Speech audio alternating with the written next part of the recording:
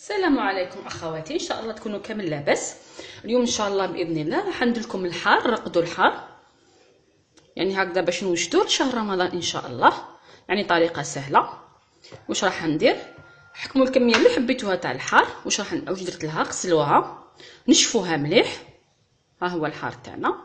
اذا واش راح ندير انا؟ نحكم الملح، نحكم هذاك الحار تاعي. الحار انا نحبوه بهكا يبقى بالراس تاعو والزريعه، يعني ما نحيهمش، باش كي تحطيه في الطبسي كي ترقديه وتحطيه في الطبسي تحطيه يعني قرن كامل، راح يجي بريزونطابل ويجي احسن من انك تقطعيه. يعني هذه فكره فقط، واللي تحب حاجه اخرى يعني ديرها. واش راح ندير انا هنا؟ راح نحكم الحار تاعي نشقو بهذه الطريقه وندلو الملح لداخل بهذه الطريقه. نحكمو كامل بنفس الطريقه وندلو، يعني راه حار يعني ما شاء الله. نزيد كامل. اذا انا حنكمل هذه العمليه، نحكم كامل الحار تاعي نشقوه ونديروا الملح باش ما يجيناش صامت الحار تاعنا. الان واش راح ندير انا؟ حنكمل كامل الحار تاعي بنفس الطريقه وراح نقليه. سمعوني مليح، اقلوه في الزيت، لكن النار تكون شويه قويه ما تكونش قليله باش الحار تاعنا ما يطيحناش، يعني يبقى شاد روحو. اذا درتوه على نار قليله راح يطيب بزاف ومش راح يجينا شباب. اذا انا حنقليه على نار قويه ونرجع لكم فيما بعد ان شاء الله. اذا ها هو الحار تاعي بعد ما قليته كيما وصيتكم. قلوه على نار شويه قويه، ما تقلوش على نار قليله بزاف، لانه الا قليتوه على نار قليله بزاف راح يطيح لنا الحار تاعنا، ما راح يبقى لنا شاد روحو. هنا كي تقلوه خلوه يبرد مليح ونحكموه. كي يبرد راح تتنحى القشره تاعو بكل سهوله. اذا راح نقشروه، نحولو ديك القشره، يعني واللي يخاف الحار ماذا به يدير لي غون لانه واعر.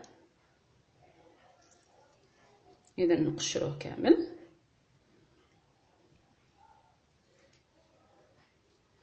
وصفه سهله ويجي بزاف بنين هذا الحار، نتمنى انكم تجربوه.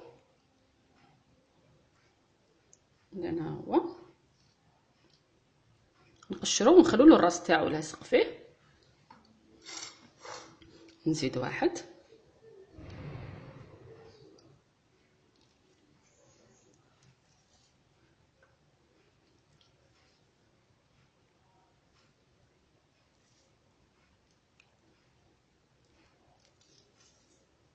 بهذه الطريقه نقشروه. اذا انا حنكمل نقشر كامل الحار تاعي، نرجع لكم باش نكملوا العمليه. اذا ها هو الحار تاعي هنا بعد ما كملته قشرته كامل. واش راح نحتاج انا في هذه العمليه من بعد؟ راح نحتاج حوالي كاس تاع زيت الزيتون. انا درت زيت الزيتون، تقدري تستعملي الزيت عادي، زيت المائده عادي. هنايا كاس تاع الخل، كميه تاع الملح حاجه قليله، وزوج وريقات تاع الرند. راح نحتاج علبه اللي نحط فيها الحار تاعي باش نخبيه. اذا واش راح ندير؟ اول حاجه اذا راح نحكم هذاك الخل مع الزيت. انا درت زيت الزيتون، ندير شويه تاع الملح باش ما يجوناش صامتين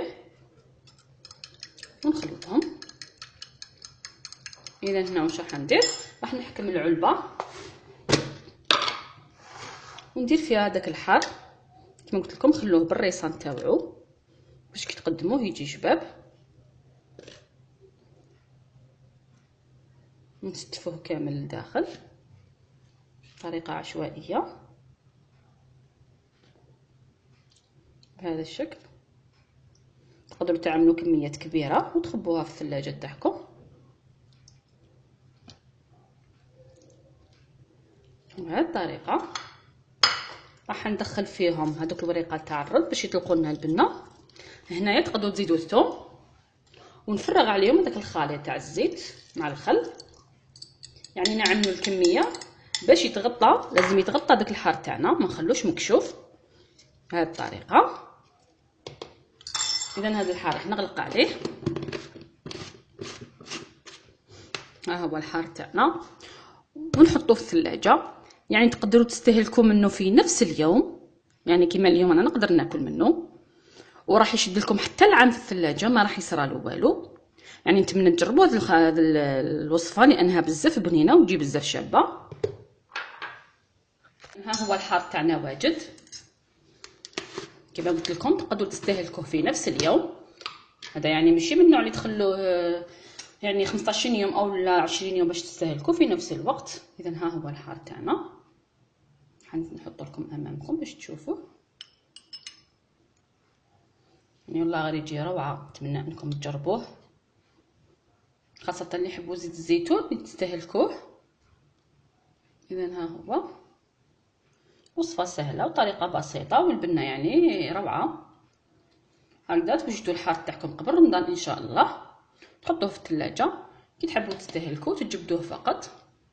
اذا ها هو الحار المرقد تاعي. ولا عجبتكم الوصفه تاع اليوم، ما عليكم غير ديروا لي جيم لا فيديو وتشاركوا في القناه حتى يصلكم الجديد، والى الملتقى ان شاء الله.